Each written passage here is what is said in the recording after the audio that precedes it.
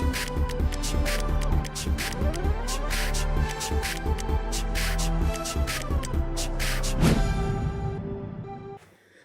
sahabat inovasi, jumpa bersama saya Dery Carisanti dari Badan Litbang Provinsi Sumatera Selatan dalam acara One Day, One Innovation. Satu hari satu inovasi, tiada hari tanpa inovasi.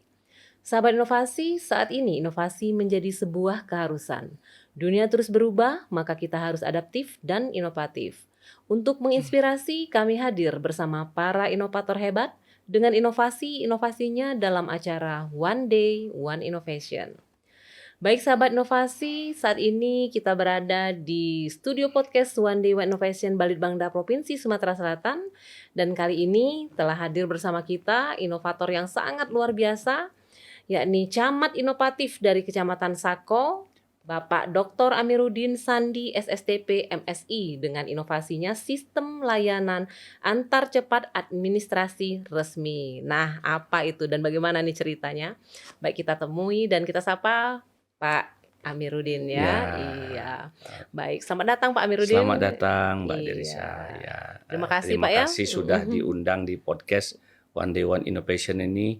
Luar biasa sekali. Kami sudah beberapa kali nonton episode-episodenya. Kapan saya diundang ini? Iya.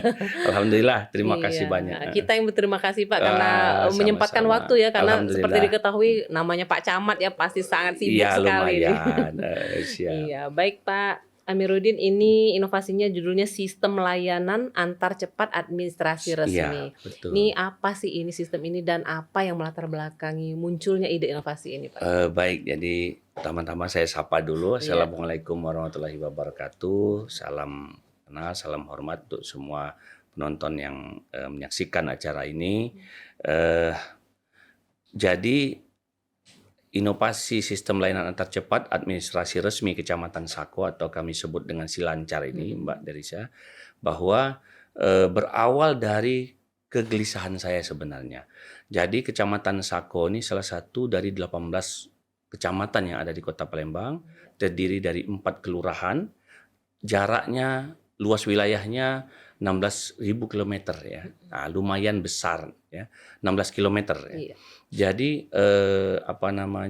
dengan jumlah penduduk sensus 2020 ya itu 108.000 jiwa. Jadi dengan asumsi kalau kabupaten di Sumatera Selatan ini kurang lebih sekitar 120-130.000.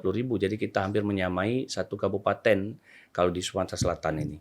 Dan berbekal dengan jumlah penduduk yang sangat banyak dan Kecamatan Sako ini adalah salah satu dari 6 kecamatan induk yang ada di Kota Palembang, jadi berbatasan dengan kabupaten penyangga dan lain sebagainya. Jadi kami melihat bahwa potensi pelayanan administrasi khususnya di kecamatan dan kelurahan ini cukup tinggi, Pak. Jadi memang awalnya dari hal itu dan jarak dari kota dalam arti kantor pusat pemerintahan Kota Palembang, kantor wali kota lah katakan, ke kantor Camat Sako ini yang berada di Kenten itu kalau waktu tempuhnya sekitar 45 menit. 45 menit dengan kilometer sekitar 11 kilometer lah ya. Jadi asumsi saya kalau saya hari ini hadir di podcast ini, saya bisa hadir lagi di kantor sekitar jam 4 jam 5 sore. Iya. Karena waktu tempuh juga cukup lama dan kita tahu bahwa Kenten area itu gudangnya macet ya. Betul. Jadi kami memang perlu waktu khusus untuk pulang pergi menghadiri acara. Dan saya kemudian menemui fakta bahwa seringkali warga masyarakat yang datang ke kantor camat, kantor lurah, itu hanya mendapati jawaban bahwa Pak Camat, Pak Lurah lagi rapat. Iya. Sehingga surat yang mereka inginkan, yang mereka butuhkan itu kadang-kadang belum sempat tertandatangani sesuai dengan harapan masyarakat. Iya. Nah, kemudian saya menghitung juga jarak terjauh kurang lebih dari Borang ya. Kalau kita ini ada di Borang, itu jembatan 2 Borang ke kantor camat yang berada di tengah-tengah itu. Ongkos ojek online-nya kurang lebih sekitar 10.000, 9.000, 10.000 tergantung ya. Jadi kalau dia bolak-balik 20.000. Hanya ingin mendengar jawaban dari staf kami bahwa Pak Camat lagi rapat, nanti besok datang lagi atau nanti sore atau nanti siang datang lagi. Alangkah tidak efektif ya ketika jawaban itu diterima masyarakat. Namun faktanya demikian, karena Pak Camat ketika rapat di paripurna di Jakabaring, oh itu lebih lama lagi gitu. Iya. Sehingga kadang-kadang terhambat. Nah, maka dari itu kemudian saya berpikir inovasi yang perlu apa yang bisa saya lakukan di Kecamatan Sakoin dalam rangka kami memenuhi pelayanan administrasi kepada masyarakat. Maka dari itu tercetuslah ide saya bahwa oke, kami antar gitu. Kemudian saya melihat dulu potensi yang ada di kecamatan dan kelurahan ini apa. Mulai pertama sarana prasarananya dulu. Kami punya kendaraan dinas yang cukup bagus dan Iya. bisa digunakan, tinggal dipoles dikit-dikit untuk kemudian digunakan untuk mengantar surat itu tadi. Nah, kemudian saya juga menunjuk staf yang memang khusus dia untuk sebagai operator. Kemudian saya buat SK penunjukan inovasi, pembentukan inovasi dan penunjukan siapa saja operatornya di kecamatan maupun di kelurahan. Iya. Dan sampai hari ini alhamdulillah sudah tadi saya sebelum ke sini saya cek 289 kali kami sudah mengantar masyarakat, surat ke masyarakat itu. Iya. Semua surat. Jadi mulai dari pelayanan dasar, contoh domisili, waris, apalagi surat-surat mau masuk tentara, mau masuk polisi, surat kematian dan lain sebagainya, mau menikah dan sebagainya. Jadi memang alhamdulillah dan semuanya gratis. Kami antar gratis. Jadi layanan silancar ini sifatnya opsional, boleh digunakan, boleh juga tidak digunakan. Iya. Jadi kami tawarkan, oh misalnya Ibu, Pak Camat lagi di luar, lagi rapat atau Pak Lurah lagi rapat. Kalau memang Ibu mau, kami antarkan. Nah, dengan kami sampaikan bahwa ini gratis, ini fasilitas gitu. Iya, Itu. baik. Ini luar biasa sekali ya, karena Alhamdulillah. belum ada nih di kecamatan lain yang memiliki inovasi Iya. jasa langsung Iya, antar ya untuk betul. surat-surat masyarakat ini ya Pak ya. Oke, baik ini Pak Megi, ini kan prosesnya berarti kan dia memang ada operatornya sendiri yang mengantar kan. Nggak mungkin satu orang ya Pak ya, karena satu hari mungkin ada berapa surat yang masuk yang harus ditandatangan dan Iya. diantar kembali Iya, Pak betul. ya. Iya. Jadi memang operator yang kami tunjuk satu instansi ataupun satu unit itu 2 orang. Dua Jadi di kecamatan 2 orang, di kelurahan juga 2 orang. Alhamdulillah sampai dengan sekarang masih tercover. Iya. Jadi memang inovasi antar surat ini memang saya pikir ya tidak bisa diaplikasikan ke seluruh wilayah Iya. di Indonesia karena tidak mungkin kita mau ngantar kalau dia naik apa namanya kapal misalnya kan tidak mungkin. Maka karena kami berada di perkotaan dan mungkin juga jaraknya juga jauh tapi juga tidak terlalu jauh dan bisa dijangkau semua pakai kendaraan bermotor, maka dari itu apa namanya bisa kami aplikasikan untuk masyarakat. Iya, oke. Baik nih Pak Amiruddin, ini luar biasa ya sampai Alhamdulillah. apakah sudah diduplikasi Pak di tempat lain Pak? Mungkin ada kecamatan yang berada di Provinsi Sumatera Selatan nih mengadopsi si lancar ini ya. Kalau duplikasi mungkin saya pikir sudah ada saya dengan beberapa nama lah ya. Namun mungkin memang di Kota Palembang kami yang duluan ya mungkin di Kota Palembang ya. Setahu saya kami yang pertama dulu melaksanakan di awal tahun 2022 kami melaksanakan itu dan alhamdulillah lancar sampai hari ini tanpa kendala dan masyarakat senang. Gitu. Iya, baik. Itu yang luar biasa Pak karena layanan ini yang diinginkan masyarakat ya. Karena seperti diketahui selama ini bagaimana ya sulitnya untuk menemui Pak Camat untuk tanda tangan surat menyurat. Padahal penting kan Padahal itu. sangat penting dan ditunggu Pak. Iya, Nah ini satu lagi nih Pak. Misal nih masyarakat ingin mengajukan surat tadi Pak ya. Ditanda tangan berapa lama waktu feedbacknya Pak ke masyarakat? Jadi kami kan kalau tentunya standar pelayanan minimal kita ada paling maksimal 1 hari. Namun kalau sifatnya layanan silancar ini ya tentunya sekembalinya kami ke kantor, kami langsung mengantarkan. Paling tidak kalau memang sudah sore, besok paginya pasti sudah kami antar. Iya, baik. Itu diantarnya mungkin melalui dari camat ke lurahnya ya? Enggak, langsung ke rumahnya. Langsung ke rumahnya. Wah, luar biasa tuh Pak. Langsung ke rumah warga. Iya. Alhamdulillah. Jadi Mbak Derica, jadi prinsip saya sebenarnya dalam inovasi pelayanan pada masyarakat ini ada 4 syaratnya. Yang pertama gratis. Kita percuma saja kalau bayar atau ada biaya dan sebagainya. Itu gratis, sesimpel mungkin.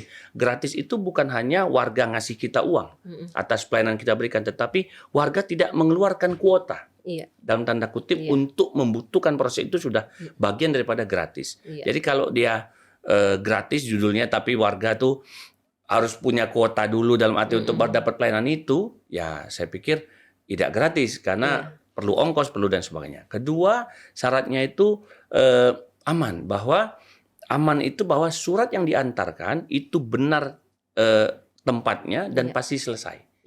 Pasti selesai. Jadi maka azas itu saya pakai karena memang kita tawarkan kepada masyarakat bahwa layanan ini kita tawarkan. Jadi Bapak Ibu datang, warga datang, titip saja, yakinlah bahwa akan selesai surat ini. Nah, gitu. Kemudian yang ketiga, aplikatif. Percuma saja kita masuk yang ribet-ribet dalam arti kalau saya gitu ya dengan situasi yang rumit, inovasi ini saya pikir belum tentu bisa digunakan oleh masyarakat. Karena saya mengukur di wilayah Sako itu sendiri mungkin internet sudah nyambung, tetapi mungkin dia mau login, masukkan NIK dan lain sebagainya, mungkin itu ribet. Jadi saya pikir sesimpel mungkin saya bisa memberikan pelayanan yang baik kepada masyarakat. Jadi maka dari itu ya sudah, buat masyarakat datang, tunggu atau dia pulang, kami tanda tangani dan kami antar. Cuma sesimpel itu. Jadi masyarakat tinggal tunggu aja di rumah, akan segera diantar langsung dari operatornya. Kemudian yang keempat, rasa nyaman. Ketika masyarakat sudah 3 indikator tadi datang, kenyamanan menggunakan inovasi itu akan muncul. Jadi dia tenang gitu, merasa tenang bahwa oke lah nanti diantar. Ya gitu. Alhamdulillah percaya. Jadi memang pelayanan pada masyarakat itu kan menciptakan rasa bahagia. Itu hakikat pelayanan publik. Betul itu kan begitu. Sekali, Pak. Ciptakan hakikatnya itu rasa bahagia, baik si pelaksana maupun si penerima. Jadi kalau pelaksananya senang, masyarakatnya agak susah, itu bukan pelayanan publik gitu kan, atau sebaliknya masyarakatnya gratis tapi kita juga komputer tidak ada dan sebagainya, itu juga bukan pelayanan publik. Jadi dua-duanya harus merasa bahagia. Nah, gitu. Luar biasa nih ya. Kata kuncinya di bahagia, Pak ya. Betul. Pelayanan itu harus feedback, saling bisa memahami. Iya, betul. Baik, luar biasa ini Pak Amiruddin ya. Terima kasih. Kecamatan Sako nih ya, luar biasa. Semoga bisa dicontoh nih. Amin. Di camat-camat tempat lain juga nih Pak ya. Amin. Pelayanan yang sangat luar biasa. Pak Amiruddin, ini kan di inovasi ini kan pasti adalah hambatannya ya, nggak mungkin langsung mulus berjalan lancar, Pak. Itu gimana Pak? Bisa cerita?